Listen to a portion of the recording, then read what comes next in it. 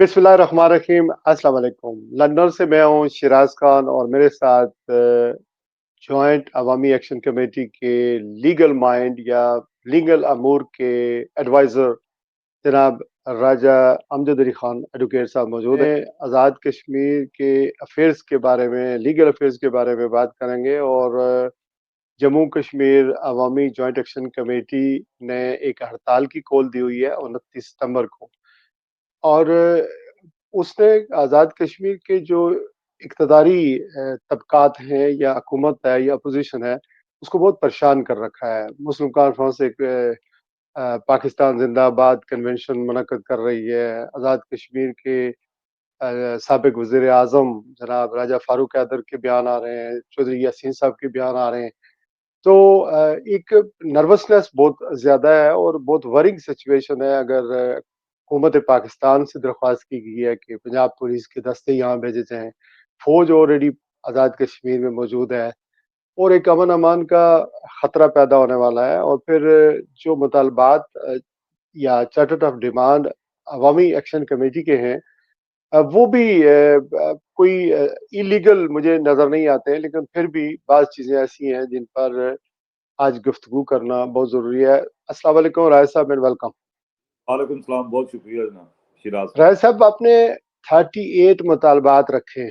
फ़िक्र है, वो ये लाख है मुझे कि ये तो सूबे की तर्ज पर चार्टर्ड ऑफ डिमांड है, तो ये नेशनल एनएफसी अवार्ड जो है वो सूबे इस तरह का डिमांड करते हैं। तो कहीं आपके ये मुतालबात और अवामी रद्द-ए-अमल और फिर स्ट्राइक अगर होती है आज़ाद कश्मीर के अंदर, तो क्या हमारे ये जो अरेंजमेंट है आज़ाद कश्मीर का, सदर है, वज़ीर-ए-आज़म है, वहाँ एक अलहदा अबूरी एक्ट 1974 है, इसकी पूरी बसात ही कहीं लोट नहीं ना ली जाए। और ये भी शुबा है कि जैसे कि आपको कोई बैक कर रहा है कि ऐसा करें ताकि इस निज़ाम से ही जान छूट जाए, हमारी जो मौजूदा निज़ाम चल रहा है या आज़ाद कश्मीर के असेंबली का। तो आपको कौन वाक़ई कोई बैक कर रहा है, ये सोलो फ्लाइट है आप लोग? जी बहुत शुक्रिया। पहले सबसे पहली बात तो ये है कि आपने पहले स्टार्ट में खुद ही कहा है कि nothing is beyond the interim constitution 1974। हमारी कोई डिमांड, एक डिमांड है हमारी सिर्फ उस कॉन्स्टिट्यूशनल अमेंडमेंट की, जो ये रिफ्यूजी सेटल्ड इन पाकिस्तान की जो सीट्स हैं, वो भी ओरिजिनल जो है कॉन्स्टिट्यूशन का हिस्सा नहीं थी। वो 13th अमेंडमेंट के जरिए ही उनको आइन का हिस्सा बनाया गया। वो सिर्फ ये एक डिमांड जो है वो इंटरिम कॉन्स्टिट्यूशन में अमेंडमेंट की है, बाकी तो सारी डिमांड जो है वो इसके फ्रेमवर्क के अंदर है।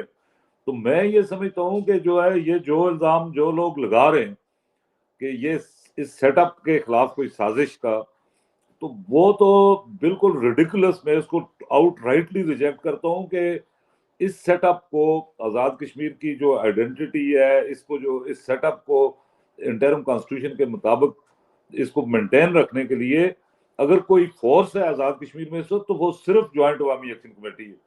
क्योंकि जो 2019 में जो वहाँ इंडिया में उन्होंने जो सारा सेटअप वो चेंज कर दिया, वहाँ रियासत की का तशख़्ख़ुस ही ख़त्म कर दिया, तो उस वक़्त जो है वो कोई ये सिंगल जो आज पॉलिटिशियंस जो इनको बड़ी फिक्र है, तो ये ओपनली उस वक्त के प्राइम मिनिस्टर ने ओपनली कहा कि जी मैं आखिरी प्राइम मिनिस्टर हूँ। तो ये सबके सामने ये क्लियर था कि यहाँ पे ये इसको जो है इस सेटअप को खत्म करने का फैसला हो चुका है। उस वक्त ये खुद कहते रहे, लेकिन कोई ने रेजिस्ट करने की बात नहीं की। तो ज्वाइंट अवामी एक्शन कमेटी ही वो फोर्स आज़ाद कश्मीर में अवाम की ऐसी बन चुकी है कि अगर इस सेटअप को खत्म करने की या सूबा बनाने की अगर कोई कोशिश होगी, तो उसको तो रेजिस्ट ही सिर्फ अवामी एक्शन कमेटी ने करना है। ये जवाब आ गया सर। आप इस सिस्टम का हिस्सा रहते हुए, बनते हुए इस सिस्टम में तब्दीली लाना चाहते हैं। मुझे ये बताएं कि ये जम्मू कश्मीर मकीम महाजरीन की 12 सीटें हैं पाकिस्तान में, उनको बगैर कोई लीगल अमेंडमेंट किए बगैर ये खत्म की जा सकती है किसी ऑर्डिनेंस के तहत या किसी एग्जेक्टिव ऑर्डर के तहत? हम अमेंडमेंट की ही डिमांड कर रहे हैं ना कि ये जो है ये अमेंडमेंट जो है वो 13th अमेंडमेंट में ये आइन का हिस्सा बनाई गई, इस इंटरिम कॉन्स्टिट्यूशन का। तो अमेंडमेंट से ही खत्म होंगी, हमारी डिमांड अमेंडमेंट की है ना। तो आप इस मौजूदा निज़ाम को جس میں 53 ایم ایل ایز ہیں، 33 آزاد کشمیر سے ڈائریکٹ ووٹوں سے منتخب ہوتے ہیں، 12 مقیم مہاجرین کی سیٹیں ہیں، پھر یہاں پر خواتین کی سیٹیں، اوورسیز کی ایک سیٹ ہے، یہ ساری سیٹیں. اور پھر آزاد کشمیر کے اندر اگر بات کی جائے تو 33-34 تو اس وقت وزیر ہیں، 6-7 بشیر ہوں گے، اس کے بعد آزاد کشمیر کا اپوزیشن لیڈر ہے، صدر ہے، اور پاکستان کا چیف سیکرٹری ہے، آئی جی ہے. یہ سارا ٹائٹانک ایکسپینسو قسم کے سسٹم کو برقرار رکھنا چاہتے ہیں، جبکہ آزاد کشمیر کا جو بجٹ تھا اس دفعہ وہ 310 ارب کا تھا، اور 50 ارب تقریباً جو ہے وہ ترقیاتی کام کے لیے، اور 210 ارب جو ہے وہ تقریباً آپ یہ کہہ لیں کہ وہ تھا یعنی نان ترقیاتی، جو جو جو تنخواہیں ہیں، انتظام انصرام ہے، چلانا ہے. تو آپ اس سارے سسٹم کو برقرار رکھنا چاہتے ہیں؟ یہ پہلی بات ہے، یہ جو کانسٹیٹیوشنل سیٹ اپ ہے اس جی برقرار رکھنا چاہتے ہیں، لیکن اس سیٹ اپ کو جو لوٹ مار کا ذریعہ بنا لیا گیا ہے اس کو ختم کرنا چاہتے ہیں. اب پہلے بات یہ ہے کہ جب 12 ریفیوجی سیٹلڈ ان پاکستان کی جو نشستیں ہیں، ان کا کوئی جواز نہیں ہے، کوئی جسٹیفیکیشن نہیں ہے، کوئی لیگل مورل کوئی اس کی جسٹیفیکیشن نہیں. جب یہ ختم ہوں گی تو ایک تو آپ کے منسٹرز کی تعداد تو ویسے ہی کم ہو جائے گی، ان میں سے 12 میں سے اکثر 12 نہیں تو 10 تو ان میں سے منسٹرز ہوتے ہی ہیں. تو وہ ایک تو یہ، اس کے بعد جو ہے اشرافیہ کی مراد جو رولنگ ایلیٹ ایک یہاں پہ بنی ہوئی ہے، جس نے سارے وسائل کو اپنی ذات کے بینیفٹ کے لیے استعمال کرنا شروع کیے ہوئے ہے، وہ یہ ہماری ایک دوسری ڈیمانڈ ہے.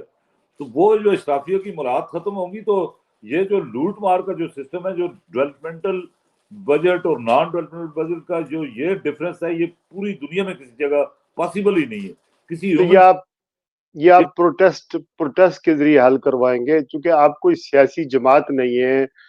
لوگ یا آزاد کشمیر کے وزیر اعظم کے نزدیک یا اپوزیشن کے نزدیک آپ ایک جتھا ہیں، تو جتھا جو ہے وہ جب ہڑتال کرے گا وہ لیڈر لیس ہوگا، تو امن و امان کا مسئلہ تو آزاد کشمیر میں پیدا ہوگا. تو یہ پھر آپ یا تو اس سسٹم کا حصہ بنے، اپنی جماعت رجسٹر کروائیں، الیکشن لڑیں، اور پھر جا کر if you are not in it you can't win it, you can't make the changing. تو آپ اس کا سسٹم کا حصہ بنیں گے، الیکشن لڑیں گے، سیاسی جماعت کے طور پر رجسٹر کریں گے. یہ فیصلہ ہو چکا ہے یا نہیں ہو چکا ہے؟ نہیں، یہ اس پہ تو کوئی فیصلہ نہیں. پہلے میں آپ کو یہ کلیئر کر دوں کہ آزاد کشمیر میں ہمارے پوائنٹ آف ویو سے کوئی پولیٹیکل پارٹی نہیں ہے. یہ جتھے، یہ تو بنیادی طور پہ یہ لوگ جتھے ہیں جو انہوں نے بنائے ہوئے ہیں اپنے ویسٹڈ انٹرسٹ کے لیے، اپنے ذاتی مفادات کے لیے. اور یہ جو انہوں نے جو کانسٹیٹیوشنل جو عہدے تھے، پریکٹیکلی انہوں نے ان کو ملازمتیں بنا دی ہے. وہ جتھے بنا کے وہ مختلف جو ہے وہ اپنے اپنے برادری اور اس کی بنیاد پہ یہ ملازمت حاصل کرنے کی، پاکستان کے حکمرانوں کی چمچہ گیری کے ذریعے وہ ملازمتیں حاصل کرتے ہیں. صدر کی، وزیر اعظم کی، انہوں نے ان کو ملازمت بنا دیا ہوا ہے. ہمارا جو پہلے بیسک، اور یہ جو ہمیں پولیٹیکل پارٹی بنانے کے مشورے دیتے ہیں، ان کی اپنی ساری ہائی کورٹ میں ان کی پولیٹیکل پارٹیز کی رجسٹریشن ہی نل اینڈ وائڈ ڈکلیئر ہو گئی تھی. یہ تو خود پراپرلی رجسٹرڈ، ان کو خود رجسٹر اپنی پارٹیاں رجسٹر کروانی نہیں آتی، یہ ہمیں مشورے دے رہے ہیں. اور دوسرا جو ہے، جو یہ بات ہے، یہ پیورلی پروٹیسٹ جو ہے وہ ایک ڈیموکریٹک نام ہے. جو آپ مثلا یہاں جس ملک میں آپ رہ رہے ہیں، یہاں پارلیمنٹ، کانسٹیٹیوشن سب کچھ موجود ہونے کے باوجود یہاں پروٹیسٹ نہیں ہوتے. یہاں لوگ اپنی ڈیمانڈز اسٹریٹس پہ پروٹیسٹ کے ذریعے وہ مجبور نہیں کرتے حکومتوں کو کہ وہ ان کی ڈیمانڈز پوری کریں. میں اگر یہاں پر یہ بات مینشن کروں کہ اگر آزاد کشمیر کے 2021 کی بات کریں تو لوگوں نے منڈیٹ پاکستان تحریک انصاف کو دیا تھا، انہوں نے الیکشن جیتا تھا.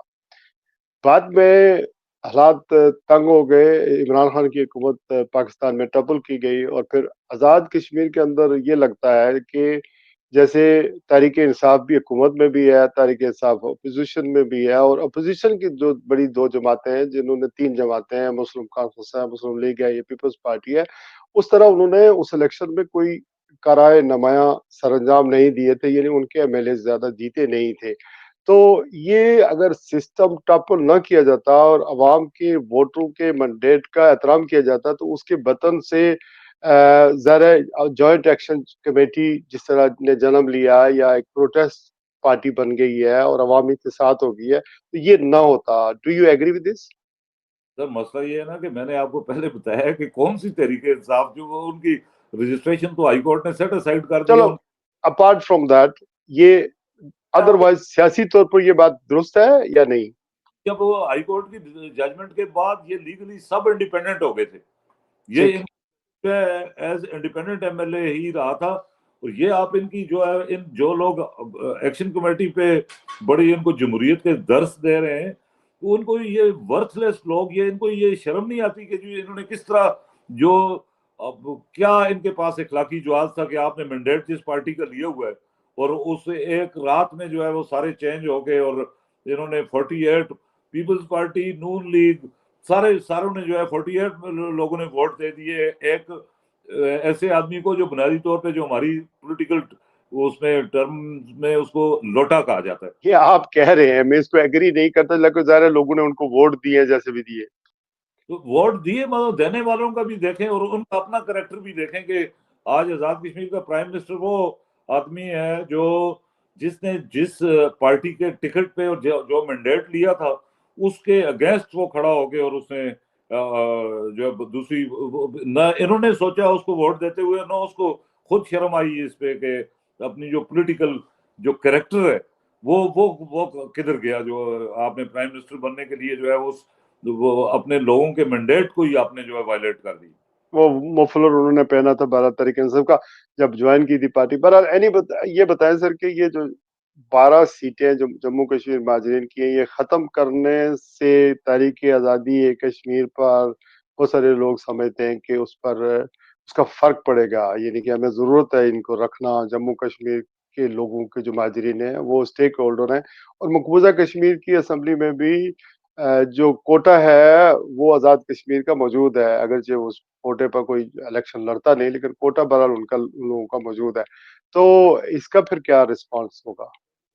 جو لوگ جو یہ ڈسکشنز کرتے ہیں وہ زحمت نہیں کرتے کہ وہ آزاد کشمیر کا انٹرم کانسٹیٹیوشن جو 74 کا ہے اس کو دیکھ لیں. کم از کم اگر وہ اس کو دیکھیں گے تو ان کو یہ پتہ چلے گا کہ جو آزاد کشمیر میں جو یہ سیٹ اپ قائم ہے, جو اس انٹرم کانسٹیٹیوشن کے تحت آزاد کشمیر کی اسمبلی اور آزاد کشمیر کی گورنمنٹ کا کوئی دائرہ اختیار ہی نہیں ہے تحریک آزادی, کیونکہ یہ اس کانسٹیٹیوشن کے مطابق جو فارن افیئرز اور ڈیفنس یہ دونوں جو ہے وہ گورنمنٹ آف پاکستان کے سبجیکٹس ہیں. پہلی بات تو یہ ہے, اس لیے تحریک آزادی میں آزاد کشمیر اسمبلی کوئی رول پلے نہیں کر سکتی, نہ ہی اس نے کیا ہے. یہ صرف جو ہے اپنا بجٹ جو ہے وہ اس کی لوٹ مار کا انہوں نے ایک جواز بنایا ہے, ورنہ otherwise they have nothing to do. کہ ان کا کوئی آزاد کشمیر اسمبلی کے پاس یہ مینڈیٹ ہی نہیں ہے, اس کانسٹیٹیوشن کے مطابق اس کا یہ تحریک آزادی سے وہ کوئی رول پلے نہیں کر سکتی. دوسرا جو ہے اگر بالفرض اگر ہم for the sake of argument ہم یہ مان لیتے ہیں کہ یہ تحریک آزادی سے اس کا کوئی تعلق ہے, تو پھر یہ آپ نے refugee settled in Pakistan from Jammu and Sri Nagar specific districts کے, ان کو آپ نے نمائندگی دی ہے, آپ نے مقبوضہ کشمیر کے لوگوں کو نمائندگی نہیں دی. یہ جو ریفیوجیز ہیں ان کو آپ نے نمائندگی دی, اور پھر یہ 33,000 مربع میل کی ریاست تو نہیں ہے, 51,000 اسکوائر مائلز جو ہے وہ تو گلگت بلتستان اور لداخ ہے. یہ آپ نے پھر ان کو الگ کر دیا, یہ ریاست کو ڈیوائڈ کر دیا, ان کی نمائندگی نہ رکھ کے آپ مسئلہ کشمیر کا اگر اس اسمبلی کو امپاور کرتے ہیں تو اس کا مطلب ہے کہ وہ تو پارٹ آف اسٹیٹ نہیں ہے, وہ جو گلگت بلتستان لداخ, تو یہ اس کا کوئی تعلق تھا ہی نہیں. یہ ریفیوجی سیٹلڈ ان پاکستان کی سیٹلمنٹ, ان کی آبادکاری, یہ بھی گورنمنٹ آف پاکستان کا سبجیکٹ ہے. اور 1951 کے سٹیزن شپ ایکٹ کے تحت ان سب لوگوں کو پاکستان کی نیشنلٹی مل چکی ہوئی ہے. ہم یہاں پہ وہ سارے وہ رائٹس جو پاکستانی نیشنلز کو حاصل ہیں وہ سارے ان کو یہ انجوائے کر رہے ہیں. آزاد کشمیر کا ہمارا ان کے متعلق ہمارا موقف یہ ہے کہ ان کا چونکہ اسٹیٹ سبجیکٹ لاز میں ڈیول نیشنلٹی پہ کوئی پابندی نہیں ہے, اس لیے جو ہے یہ ان کا اسٹیٹ سبجیکٹ کا اسٹیٹس تو برقرار رہنا چاہیے. لیکن یہاں آزاد کشمیر کی سروسز میں, آزاد کشمیر کی اسمبلی میں یہ ان کا کوئی رائٹ نہیں بنتا. یہ اپنے اپنے جو جس صوبے میں پاکستان کے سیٹل ہیں وہاں کے شہری کی حیثیت سے وہاں پہ ان کو وہ سارے سروسز کے، ووٹ کا، ایجوکیشنل انسٹیٹیوشنز میں ایڈمیشنز کے سارے رائٹس وہاں پہ حاصل ہیں. تو یہ آزاد کشمیر کے لوگوں کے استحصال کے لیے جو ان کا کوٹا اور یہ ان کی سیٹیں ہیں وہ بالکل اس کی کوئی جسٹیفیکیشن نہیں. یہ آپ یہ ٹھیک کہہ رہے ہیں کہ 76-75 سال سے اس وقت یہ جموں کشمیر کے مہاجرین پاکستان میں سیٹل ہو گئے اور وہاں ٹیکس دیتے ہیں، وہاں پر ان کو مراد ملتی ہیں، اور اگر ان کو نمائندگی دینی ہے تو پاکستان کی سینٹ میں، پاکستان کی اسمبلی میں دی جانی چاہیے، اور ان کو لک آفٹر کرنا، ان کے حلقے کے لوگوں کو لک آفٹر کرنا یہ حکومت پاکستان کی ذمہ داری ہے. یہ بات بڑی کلیئر ہے. لیکن آپ سے یہ سوال پوچھا جائے کہ آپ فارن فنڈیڈ ہیں، کیا واقعی فارن فنڈیڈ ہیں یا کیا اسٹیبلشمنٹ کہیں آپ کو مدد کر رہی ہے بیہائنڈ دا سین؟ یہ بھی ایک ایلیگیشن ہے. ان الزامات کے جواب میں آپ کیا کہیں گے؟ کہ ایک سانس میں را فنڈڈ کہا جاتا ہے اور دوسری سانس میں جو ہے وہ پاکستانی اسٹیبلشمنٹ، پاکستانی ایجنسیز کی پیٹرنائزیشن کا الزام لگایا جاتا ہے. اب اس طرح کے الزامات جو ہیں وہ ہم نے 2 سال سے ہم کہہ رہے ہیں کہ کسی کے پاس کوئی ایویڈنس ہے تو وہ لائے سامنے، اور ہمیں تو شبہ ان پہ ہے. ہمارے پاس ہمارے جو ممبرز ہیں کور کمیٹی کے یا باقی کوئی بھی ایکشن کمیٹی سے ریلیٹڈ آدمی، وہ اس سے کسی کے ایسٹس، ہم نے پہلے کہا تھا کہ ہمارے 31 ممبرز ہیں کور کمیٹی کے، ہمارے ایسٹس بھی ہم بھی پبلک کرتے ہیں، لیکن یہ اپنے 53 کریں. ہمیں تو ان پہ شبہ ہے یہ کہ یہ اسپانسرڈ بھی ہوتے ہیں، یہ فنڈڈ بھی ہوتے ہیں. ہمارا منی ٹریل یہ بھی اپنے احساسوں کی دیں، ہم بھی دیتے ہیں. اور اگر کسی کے پاس کوئی ایویڈنس ہے تو وہ لائے. بغیر کسی ایویڈنس کے اس طرح کے الزامات لگانا، یہ تو جو ہے میں سمجھتا ہوں کہ بدترین جو ہمارا جو سوسائٹی کی جو حالت ہے کہ جب آپ کے پاس کسی آرگومنٹ کا جواب نہ ہو تو آپ اس کے بعد بیس لیس جو ایلیگیشنز لگانا شروع کر دیں. اب اس کا تو کوئی وہ سلوشن نہیں ہے. اور ہم نے آپ کی جوائنٹ ایکشن کمیٹی میں بہت سارے نیشنلسٹ بھی ہیں اور کچھ لوگ ایسے بھی ہیں جو نعرے لگاتے ہیں یا یہ تاثر ملتا ہے کہ جیسے کہ یہ پاکستان مخالف ہیں. تو آپ ان لوگوں کی اسکروٹنی کیسے کریں گی؟ اور جو نعرے لگتے ہیں ظاہر آبویسلی وہ اس کو انڈیا پورٹریٹ کرتا ہے کہ جو کچھ آزاد کشمیر میں ہو رہا ہے یہ پاکستان کے خلاف لوگ اٹھ کھڑے ہوئے ہیں. چونکہ پاکستان کا میڈیا اس طرح شو نہیں کرتا اور آپ کا موقف بیان نہیں کرتا. مین سٹریم میڈیا کی میں بات کر رہا ہوں. لیکن جبکہ انڈیا کا میڈیا یہ شو کرتا ہے کہ پاکستان کے خلاف لوگ جو ہے نا اٹھ کھڑے ہوئے. تو ایسی صورت میں آپ یہ جو پاکستان مخالف سینٹیمنٹ پائے جاتے ہیں آپ کی جلسوں میں، تقریریں ہوتی ہیں، ان کے بارے میں پھر آپ کب کوئی لایا عمل اختیار کریں گے یا کوئی گائیڈ لائن دیں گے؟ نیشنلسٹ کوئی 15 پارٹیاں ہیں، پتہ نہیں کتنی ہیں، وہ تو پہلے سے ایگزسٹ کر رہی تھی. یہ نعرہ بھی جو ہے کوئی ایکشن کمیٹی کے بعد کوئی پاکستان کے خلاف بھی اگر کوئی لگتے ہیں نعرے تو وہ پہلے بھی ایکشن کمیٹی کے قیام سے بھی پہلے لگ رہے تھے. وہ سارے نیشنلسٹ ایگزسٹ کرتے ہیں. ایکشن کمیٹی کے پلیٹ فارم پہ پوری باقاعدہ ایک ضابطۂ اخلاق مرتب کر کے وہ اس کو انفورس کیا گیا ہے. ایکشن کمیٹی کے پلیٹ فارم سے وہ پاکستان کے خلاف یا کسی بھی نظریے کی کوئی بات نہیں کی جاتی. ہم نے وہ پہلے سے یہ کلیئر کر دیا ہے کہ علاقے پاکستان یا خود مختار کشمیر کے نظریات، دونوں طرح کے لوگ جو ہے وہ ایکشن کمیٹی کے ساتھ جو شامل ہیں. لیکن یہ پلیٹ فارم جو ہے وہ علاقے پاکستان کی جدوجہد کے لیے یا خود مختار کشمیر کی جدوجہد کے لیے استعمال نہیں ہو سکتا. تو اپنے پارٹی کے پلیٹ فارم سے وہ پہلے بھی کر رہے تھے. خود مختار کشمیر کے جو لوگ ہیں وہ اسٹیٹ سبجیکٹس ہیں، وہ بھی ان کا یہ سارے جو ہے گورنمنٹ آف پاکستان کے بھی رسپانسبل لوگ، پچھلے دنوں بھی جو اسحاق ڈار نے کہا، دوسرے اور کتنے لوگ کہہ چکے ہیں کہ ان کا تھرڈ آپشن کی بات کی ہے، یہ بھی وہ سٹرگل کر سکتے ہیں. لیکن ایکشن کمیٹی کے پلیٹ فارم سے اس طرح کی کوئی بات نہیں ہوئی. جہاں پہ بھی ہوئی اس پہ ایکشن لیا گیا. اگر کسی نے جذبات میں کوئی بات کی تو ہمارا جو ہے ضابطۂ اخلاق ہے وہ اس کی اجازت ہی نہیں دیتا کہ یہاں پہ خود مختار کشمیر یا ایون کے علاقے پاکستان کی بھی ہم نظریاتی بات کوئی کر ہی نہیں رہے. وہ اپنی پلیٹ فارم موجود ہیں، وہ پہلے سے موجود ہیں. اس پلیٹ فارم سے کوئی کرتا ہے اور وہ اس کو اسی طرح ڈیل کرنا چاہیے. ان کو ایکشن کمیٹی سے کوئی تعلق نہیں. آپ نے عوامی ایکشن کمیٹی کو یا جوائنٹ ایکشن عوامی کمیٹی کو آپ نے رجسٹر کروایا الیکشن کے لیے؟ اس کی as a election as a party نہیں ایز اے یہ پولیٹیکل پارٹی تو ابھی بنی ہی نہیں ہے نا کوئی.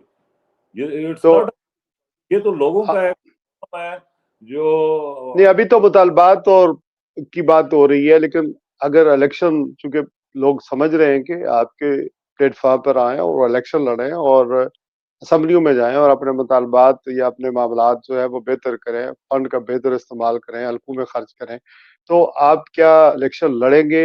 جماعت رجسٹر کروائیں گے؟ نہیں، چونکہ اگلے سال الیکشن ہے سر۔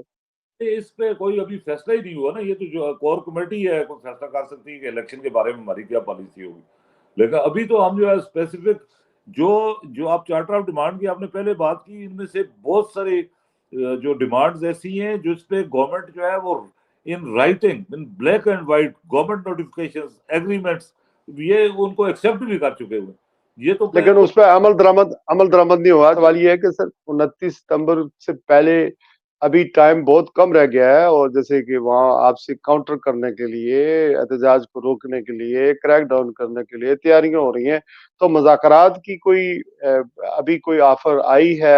مل بیٹھنے کا کوئی موقع مل رہا ہے یا نہیں مل رہا ہے؟ سب ایکشن کمیٹی نے مذاکرات کے دروازے کبھی بند نہیں کیے، نہیں، تو لیکن حکومت کی طرف سے آپ کو بھی بلایا گیا ہے یا کوئی مذاکرات کی آفر کی گئی ہے کہ 29 ستمبر تک ہم دیکھیں گے اور آپ مظاہرہ کریں گے اور اس کے بعد کہیں جا کر سیٹلمنٹ ہوگی؟ اگر اب مذاکرات کے لیے گورنمنٹ، یہ تو گورنمنٹ کی رسپانسبلٹی ہے کہ وہ ٹیبل پہ بیٹھے، تو وہ اگر انوائٹ کریں گے تو ہم ڈیفینیٹلی مذاکرات سے تو ہم انکار نہیں کرتے، کسی مرحلے پہ بھی اپنا، اس سے پہلے ہم نے کبھی انکار کیا۔ ٹھیک، تو میں یہاں ناظرین کو اتنا بتاتا چلوں کہ آزاد کشمیر کا ہمارا جو خطہ ہے یہ تقریباً 4,000 مربع میل کے اوپر ہے، اور جو راولپنڈی ڈویژن سے قدرے کم ہے، تھوڑا کم ہے، اور لیکن یہاں پر 27 لاکھ کی تقریباً آبادی ہے، 10 اس کے اضلاع ہیں، 3 ڈویژن ہیں، ضلع پونچھ ڈویژن، مظفر آباد ڈویژن اور میرپور ڈویژن۔ یہاں پر کوئی ایئرپورٹ نہیں ہے، یہاں پر کوئی اس طرح کی صحت کی سہولتیں نہیں ہیں، اور سب سے بڑی بات یہ ہے کہ جب بھی کوئی الیکشن ہوتا ہے تو لوگ ووٹیں دیتے ہیں، لیکن پھر رزلٹ اس طرح نہیں نکلتے۔ اور پھر یہاں پر یہ بھی میں آپ کو بتاتا چلوں کہ آزاد کشمیر کی جو حکومت ہوتی ہے وہ اتنی بااختیار نہیں ہے جیسے کہ اس کو بااختیار ہونا چاہیے۔ کشمیر کے اندر جو روزگار ہے اس کے مواقع اس طرح بھی نہیں ہے، سرکاری محکموں کے اوپر ایک یعنی ایجوکیشن کا ڈپارٹمنٹ ہے، یا پاکستان کی فوج میں لوگ جاتے ہیں یا پھر اوورسیز میں چلے جاتے ہیں، اور 27 لاکھ آبادی میں سے ساری آبادی آزاد کشمیر میں موجود نہیں ہے، ان کو ٹریول کرنا پڑتا ہے۔ لٹریسی ریٹ بہت ہائی ہے، ایجوکیشن کا بہت اچھا سسٹم ہے، ہائی لٹریسی ریٹ ہے، لیکن وہاں عوام کو سہولتیں دینا، وہاں کے وسائل کو وہاں پر خرچ کرنا، اور جو فنڈز ہیں وہ وہاں پر خرچ ہونا، یہ بہت ہی ضروری ہے۔ اور اس حوالے سے میرے خیال میں یہ مطالبات جائز ہیں۔ میں نے جو گفتگو رائے صاحب سے کی ہے، یہ مجھے یہ تاثر ملا ہے کہ یہ نہ پاکستان مخالف ہیں، نہ پاکستان کو انڈیپینڈنٹ، آزاد کشمیر کو انڈیپینڈنٹ بنانا چاہتے ہیں، نہ ہی خود الگ بنانا چاہتے ہیں، یعنی الگ کرنا چاہتے ہیں۔ یہ صرف عوامی مطالبات کو آگے لے کر چل رہے ہیں۔ لیگل افیئرز کے بارے سے میں آپ نے راجہ امجد صاحب سے کی گفتگو سنی۔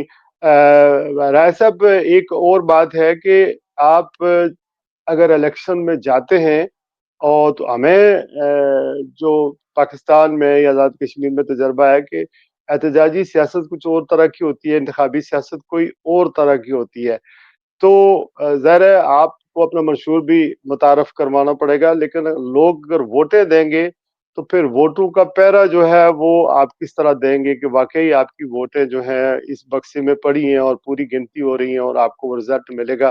کیونکہ رزلٹ دینے والے جو انتظامیہ ہوتی ہے وہ کوئی دوسرے رزلٹ جس کو چاہے گی اس کے لیے نکال دے گی، تو ان ووٹوں کی حفاظت آپ کیسے کریں گے اگر الیکشن میں جاتے ہیں؟ پر یہ تو پری میچور ہے، کیونکہ ابھی ہم نے کوئی ایسا فیصلہ ہی نہیں کیا، تو ووٹوں کی حفاظت کیسے ہو سر؟ جی سر، ووٹوں کی حفاظت کیسے ہو؟ برادریوں کے فیکٹرز ہیں، یہ مداخلت ہوتی ہے، انتظامیہ کرپٹ ہے، آپ کے کہنے کے مطابق آزاد کشمیر میں رشوت کا کلچر ہے، یہ ساری چیزیں ہیں۔ یہ اسی وجہ سے تو یہ ایشوز پیدا ہوئے ہیں، یہ جو ساری جو ہر طرف جو ایک کرپٹ پریکٹسز ہیں، وہ چاہے الیکشن کا سسٹم ہو یا باقی آپ گورننس کا جو سارا ہے، تو اسی وجہ سے تو یہ اتنی فرسٹریشن لوگوں میں پیدا ہوئی ہے، جس کا اظہار جو ہے جوائنٹ عوامی ایکشن کمیٹی کی صورت میں ہو رہا ہے۔ تو جو الیکشن کے معاملے میں کسی بات کا ابھی جو ہے کچھ کہہ نہیں سکتا، کیونکہ ڈیسیژن میکنگ باڈی جوائنٹ عوامی ایکشن کمیٹی کی کور کمیٹی ہے. تو جب کور کمیٹی اگر فیصلہ کرے آپ گی، اس کے ممبر ہیں نا، بلکہ لیگل فریم ورک کے ایڈوائزر ہیں. انڈیویجولی میں تو وہ کوئی ڈیسیژن میکنگ میرے پاس تو کوئی اختیار نہیں ہے. یہ تو الیکشن میں جانے نہ جانے یا الیکشن کے حوالے سے ایکشن کمیٹی کا کیا رول ہوگا، تو اس پہ ابھی کوئی ڈیسیژن نہیں ہوا. اس وقت ہم فوکسڈ ہیں یہ اپنے مطالبات کے، اور جو اپنا پروٹیسٹ ہے 29 سپٹمبر کا. تو جب وہ مرحلہ آئے گا، اگر ہم نے کوئی ڈیسیژن کیا تو پھر ان ساری باتوں کو بھی ہم ضرور ایڈریس کریں گے. آپ مسلم کانفرنس میں بھی رہے اور آپ مسلم لیگ نون میں بھی رہے. یہ پاپولرٹی جو آپ کو ملی ہے، یہ کیا آپ انجوائے کر رہے ہیں؟ نہیں، میں سوری جو ٹو کٹ، میں مسلم کا کبھی نہیں رہا. میں اسٹوڈنٹ پالیٹکس میں مسلم اسٹوڈنٹ فیڈریشن اس وقت، اچھا، MSF جو اس کی ذیلی تنظیم ہے.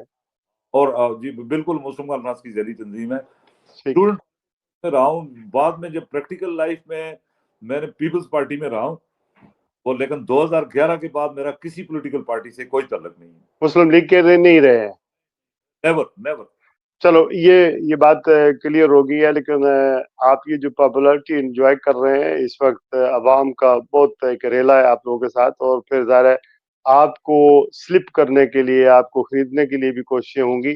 اور اگر آپ اس موقع پر آپ کی کور کمیٹی یا آپ یہ جوائنٹ ایکشن کمیٹی کی جو لیڈرشپ سامنے آئی ہے، شوکت نواز میر صاحب ہیں یا دیگر ہیں، تو اوبیسلی لوگوں کو بہت ہی مایوسی ہوگی. لیکن سیم ٹائم پاکستان کے خلاف نعرے نہ لگیں، چونکہ پاکستان کشمیریوں کی تاریخ کا پشتیبان ہے.